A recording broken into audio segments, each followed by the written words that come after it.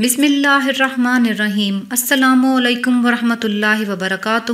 اولیاء کرام کے معمولات میں سے ہے کہ 15 شعبان مغرب کی فرض اور سنت وغیرہ کے بعد 6 رکعت نفل 2 رکعت کر کے ادا کیے جائیں۔ پہلی 2 رکعتوں سے پہلے یہ نیت کیجیے، یا اللہ ان 2 رکعتوں کی برکت سے مجھے درازی عمر بالخیر یعنی خیر والی لمبی عمر عطا فرما۔ دوسری 2 رکعتوں میں یہ نیت فرمائیے، یا اللہ ان 2 رکعتوں کی برکت سے میری اور میرے سارے نظام کی بلاؤں سے حفاظت فرما۔ تیسری 2 رکعتوں میں یہ نیت کیجیے، یا اللہ ان 2 رکعتوں کی برکت سے مجھے اپنے سوا کبھی بھی کسی کا محتاج نہ کر۔ ان 6 رکعتوں میں سورہ فاتحہ کے بعد جو چاہیں وہ صورتیں پڑھ سکتے ہیں، چاہیں تو ہر رکعت میں سورہ فاتحہ کے بعد 3 بار سورہ اخلاص پڑھ لیں۔ ہر 2 رکعت کے بعد 21 مرتبہ قل هو اللہ احد پوری سورت ایک بار یا سورہ یاسین شریف 1 مرتبہ پڑھیے، بلکہ ہو سکے تو دونوں ہی پڑھ لیجیے۔